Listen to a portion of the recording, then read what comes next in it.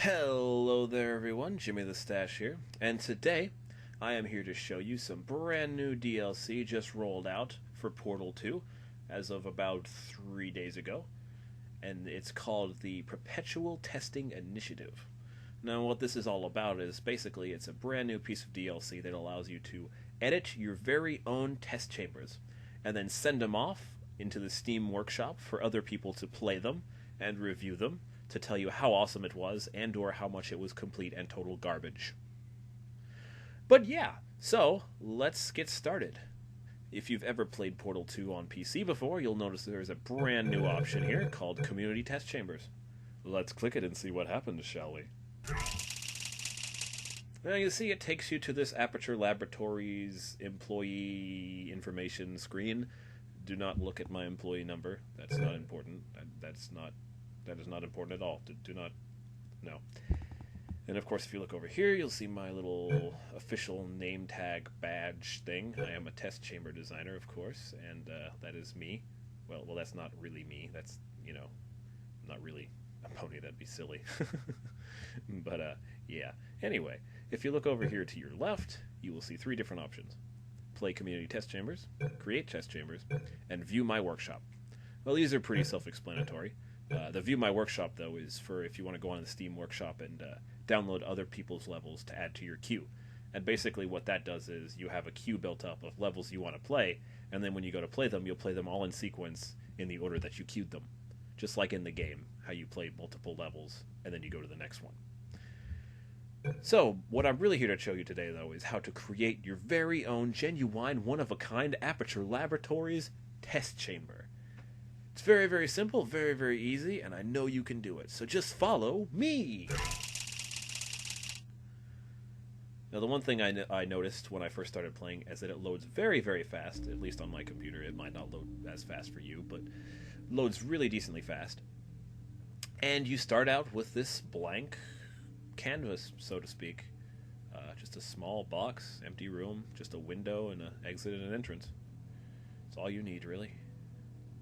Very, very minimalistic. I like it. Ahem. But, at any rate, let's get started by showing you some basic commands. So, if you want to rotate like I was doing, rotate your camera, you hold down the middle mouse button and then drag, and that rotates. If you want to move, you hold down the right mouse button and then click and then drag, and that'll move you up, down, left, right, wherever you want to go. And then if you want to zoom in on any specific thing, you just scroll in and scroll out. Scroll in, scroll out. And you'll scroll in wherever your mouse is, so that's convenient. So if I do that, boom, I'm scrolling in on that. So, those are the basic commands. Now let's get into some building. Let's build some awesome test chambers. Alright, so if you come over here, there's this little tab here, and it pops out all the items from the game. Not all of the items, but a lot of them. All of the basic puzzle gameplay items. You've got your buttons, your cubes, you got a nice little edgeless safety cube, that's important.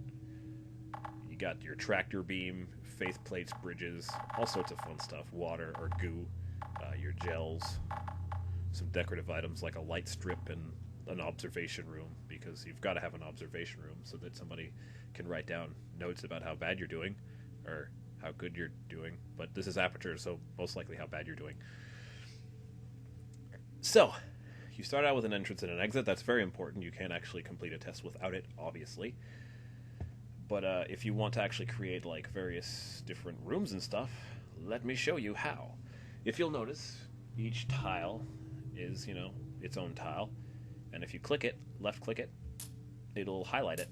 And you can select any tile you want. And then you can go over to the edge and notice how it changes the cursor. If you click and drag, you can drag it in or out. Now you can do this also if you want to select whole areas. You can click, hold it down, drag it to the to here, say, let go, and then you have this entire section selected. You can do the same exact thing. You can click and then drag it in or out. So let's say we move it out here and make a little hallway. That'd be fun. You can do that with anything. You can do that with the floor. You can do that with the ceiling. Anything. So, see, you can make a little pit. Pits are always fun.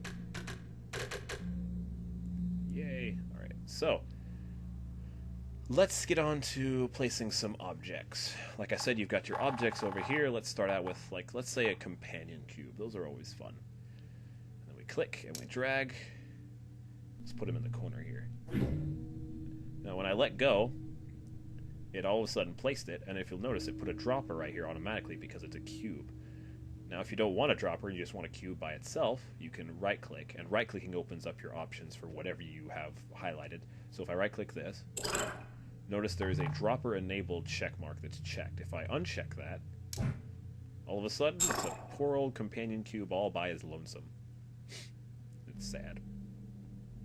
But if we want it back, we just right click on the companion cube, click on dropper enabled, and boom, bang, bing, whatever kind of other onomatopoeias you want to use, it's back.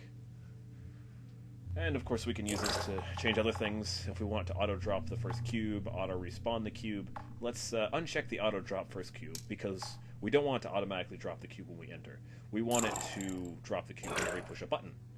So notice when I unchecked auto drop first cube, right there it says connection missing. Basically what that means is because it's not auto dropping it, you're not going to get anything. You're not going to get anything from it because there's no button connected to it.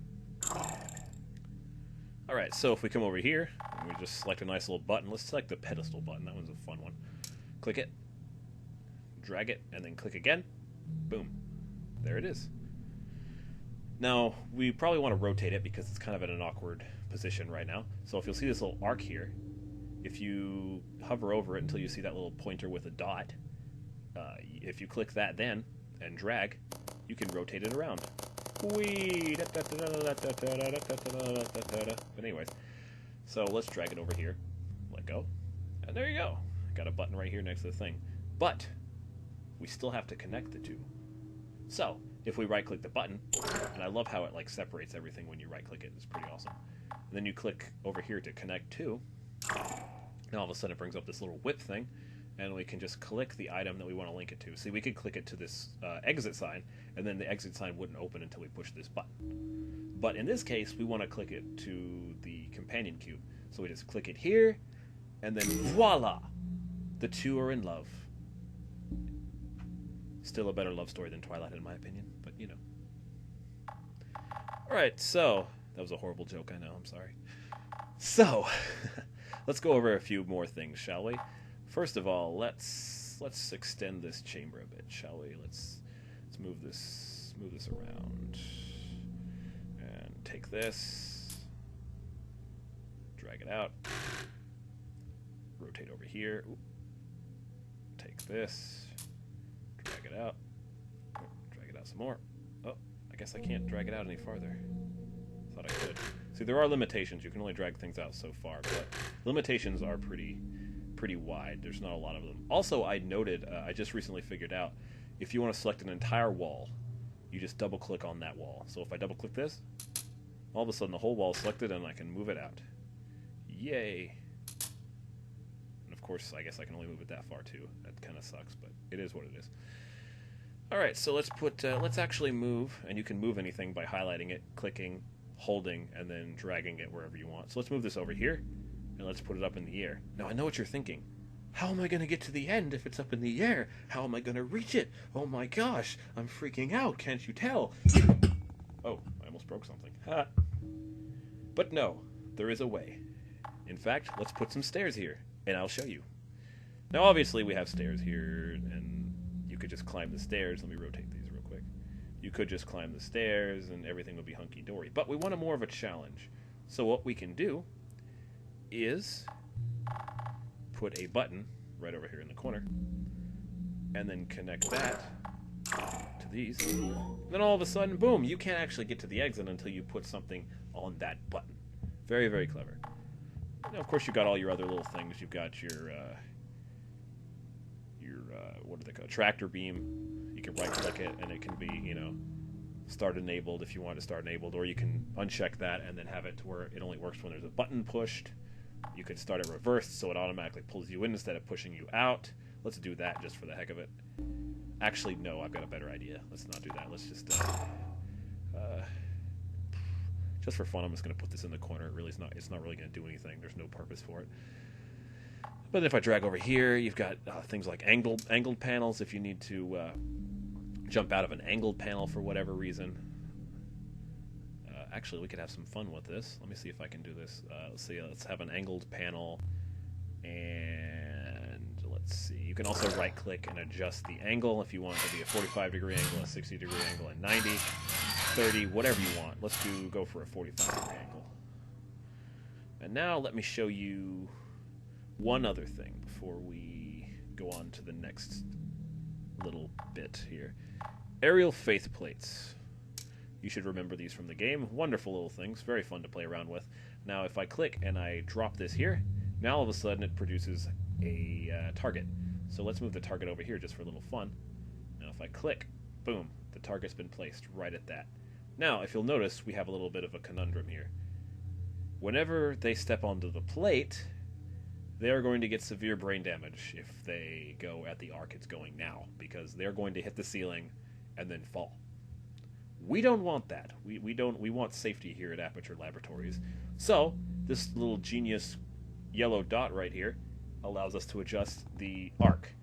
Now it's going to travel the same distance either way unless it hits something, but we can adjust the arc so that it does not actually hit the ceiling, and therefore we have happy, healthy test subjects. And that's the basics of that. We could put just have some fun, put maybe some speed gel here. Okay, let's do that. Actually, let's put it right here, and then enable a dropper. And then you can also, everything has options. So you can right-click the dropper. You can select the gel flow. Let's make it heavy.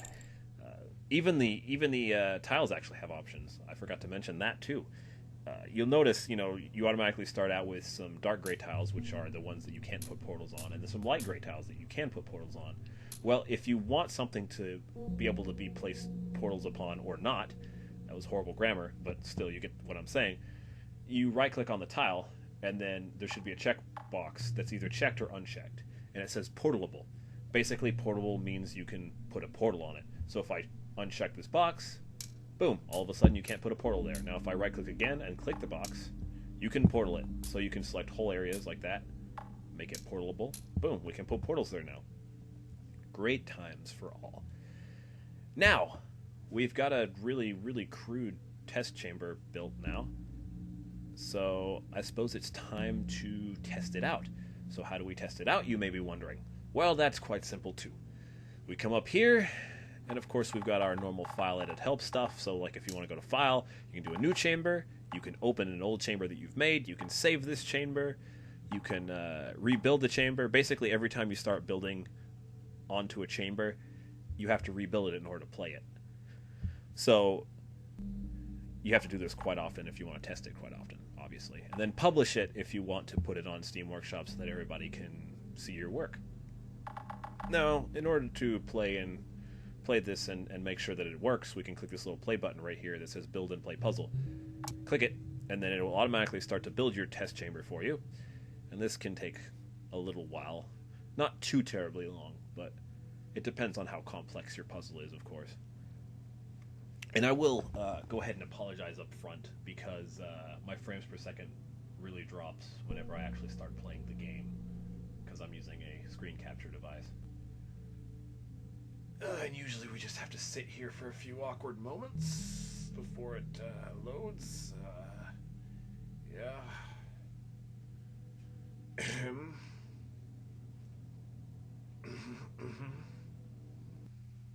Oh, and here we go. Brought to you by Aperture Laboratories. We do what we must because we can. And here we go, ladies and gents. Here is the portal that I have just constructed for you.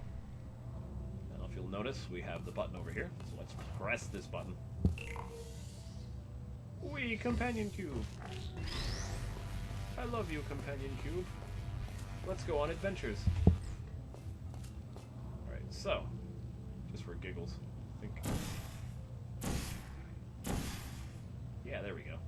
Let's have some fun, shall we?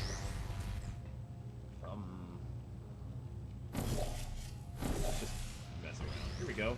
Whee! Yay. Oh gosh. Alright, so that was completely pointless, but fun. So now we take our orange cube and we put it over on top of the button. You'll notice the stairs are down, so whenever I push this on the button, voila! The stairs are up again! Yay! And just for the heck of it, speed gel. Speed gel everywhere. Yay. Okay, maybe just speed gel here. There we go.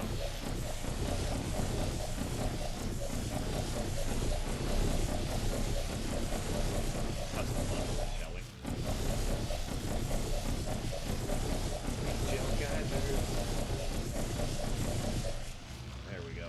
Let's do that. There we go. Super fast time. Here we go. So fast. Ow. Oh, hey, look. It's this thing.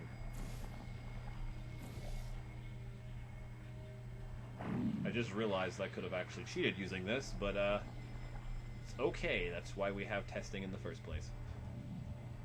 Now, once you complete the test, it will restart you and bring you back to the beginning, so you can try it again, and again, and again, and again, and again, until you get bored of it, or until you actually exit and go back to editing your level. And it automatically jumps you right back, which is very nice. And there you have it. If you don't actually edit anything, you should just be able to click this button and go right back into it. Or not. I guess not. Oh well. But yeah, that's the level editor, guys. I hope you enjoyed this video. Congratulations if you're still listening. You listened to me talk for around 17 minutes. Good job. I do hope you come back. I hope you were fully entertained. And now I'm rambling even more, so I suppose it's time to bid you adieu. Goodbye, everybody. Until next time.